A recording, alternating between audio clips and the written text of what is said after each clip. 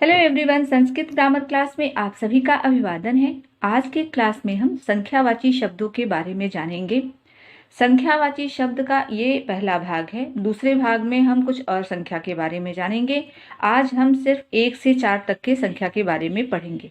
संस्कृत में 1 से 4 तक का नंबर, इसमें स्त्रीलिंग, पुल्लिंग और नपुंसक लिंग के लिए अलग अलग तरह से प्रयोग किए जाते हैं। आज इस क्लास में हम सीखेंगे 1 से 4 तक का नंबर। तो शुरू करते हैं आज का क्लास। पुल्लिंग, स्त्रीलिंग, नपुंसक लिंग में यहाँ पर हमने लिखा है एकः, एका, एकम।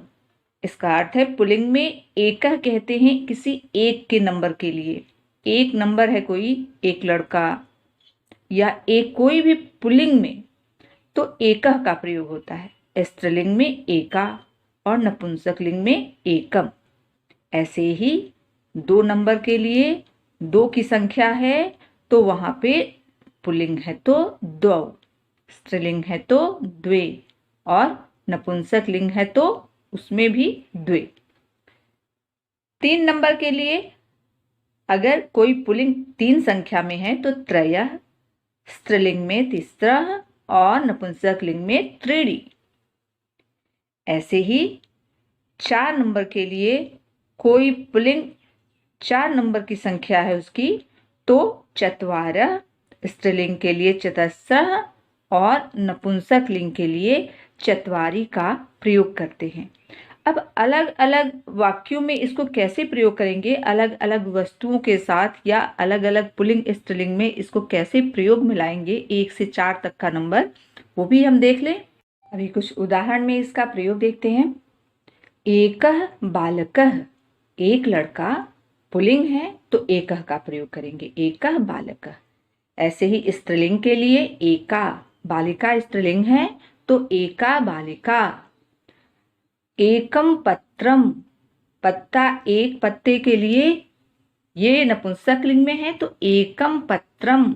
यहाँ पर एकम का प्रयोग पत्रम के साथ किए हैं। अगर पत्रम के साथ हम एकः पत्रम लिखें तो वो गलत है, क्योंकि एकः का प्रयोग पुल्लिंग के लिए होता है।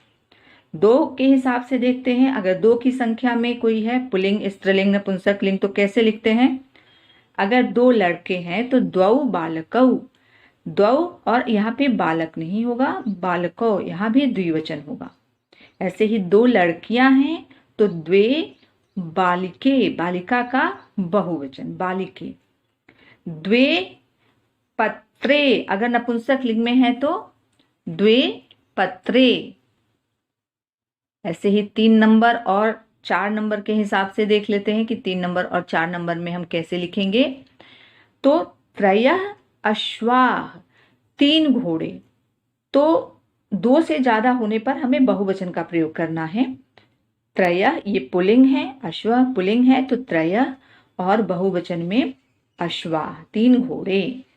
तिस्रः चटकाः, 3 चिड़िया। तो यहाँ पर चिड़िया को स्त्रीलिंग के हिसाब से लिखा गया है, चटका, चटके, चटका। तो चटका का बहुवचन है चटका तो तिस्रः के साथ चटका। यहाँ पर तिस्रः लिखे तो यहाँ पर बहुवचन में लिखना है। ऐसा नहीं कि यहाँ पर 2 का है तो द्विवचन, 3 या उससे ज्यादा है तो यहाँ पर बहुवचन लिखना है। वो स्त्रीलिंग हो, पुल्लिंग हो, नपुंसक लिंग हो, कोई भी हो। त्रीणि पुस्तकानि, 3 पुस्तक। तो सबसे पहले हमें यह जानना है कि ये नंबर किसके लिए है, नपुंसक लिंग है तो त्रीणि, और 3 नंबर है तो इसका अर्थ है कि हमें उसका बहुवचन का प्रयोग करना है। पुस्तकम, पुस्तके, पुस्तकानि, त्रीणि पुस्तकानि, 3 पुस्तक। 4 के लिए देखते हैं।